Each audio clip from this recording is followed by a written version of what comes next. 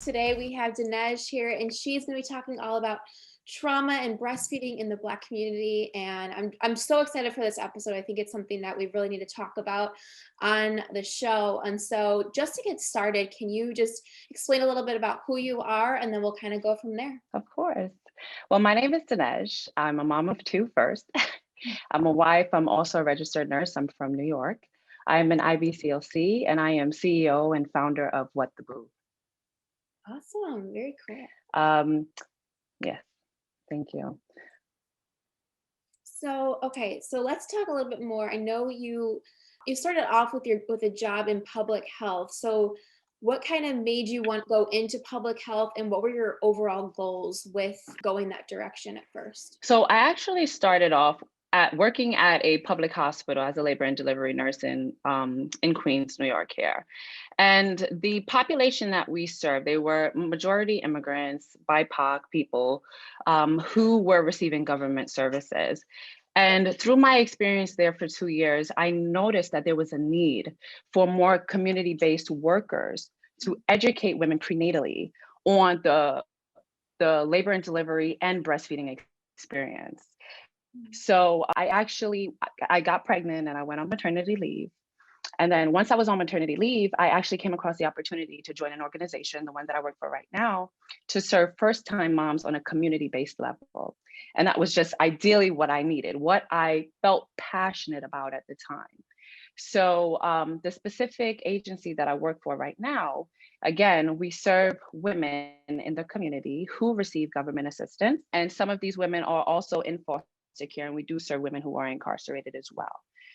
So I was able to translate the information and the knowledge that I received from working as a nurse in labor and delivery to be able to aid and assist these women. Oh, wow.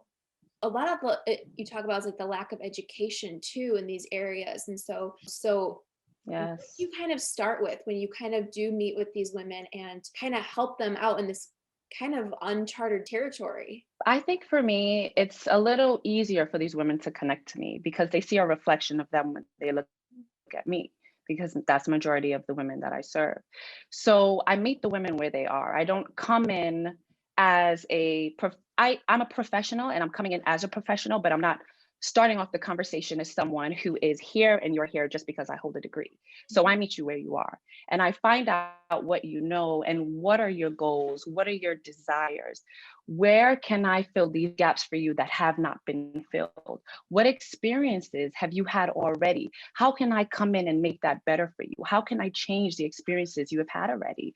I have met a lot of women who have not had great experiences with the system. And what does that translate to? Lack of trust. So they don't feel comfortable to be able to go to their providers and ask these questions. So I meet them where they are. And based on what they tell me, then we work together. We're a team. It's not me coming and telling you what to do. I am here working for you essentially. That's what I'm doing to help you reach your goals, no matter what they may be. So I just look at myself as a form of support. That's amazing. I think that helps so much to meet them at the right level, because I think it can be so intimidating to go in and be like, I don't know about any of this stuff. Like, where do I start? That can be really hard. Exactly. Yeah. So Yeah. I know you kind of talk about a lot of it has to do with trust in the system, how the system has been set up. And so, what do you think some other reasons are for this lack of, you know, education? And I know like the system is a huge part of it. There's, you know, Yes, indeed. yeah, lack of help. And what else do you kind of see in your studies and work through all of this? Access is a big thing, right? A lot of, again, like I said, a lot of the women I work with receive government assistance. So majority of them are on Medicaid. It's very difficult to find a provider who, at least an IBCLC here in New York, I'm not too sure about other states, I can only talk about where I'm from, but it's very difficult for them to connect with an IBCLC through their insurance. Mm. And a lot of these women, don't have the financial means to obtain those services. So there's the gap right there. Why is it that a lot of these IBCLCs are not taking Medicaid? And that's because the government are not providing them, like they're not enticing them to do so. When I had looked into it honestly the other day because I had a client who was in real need of one-on-one lactation consultation services.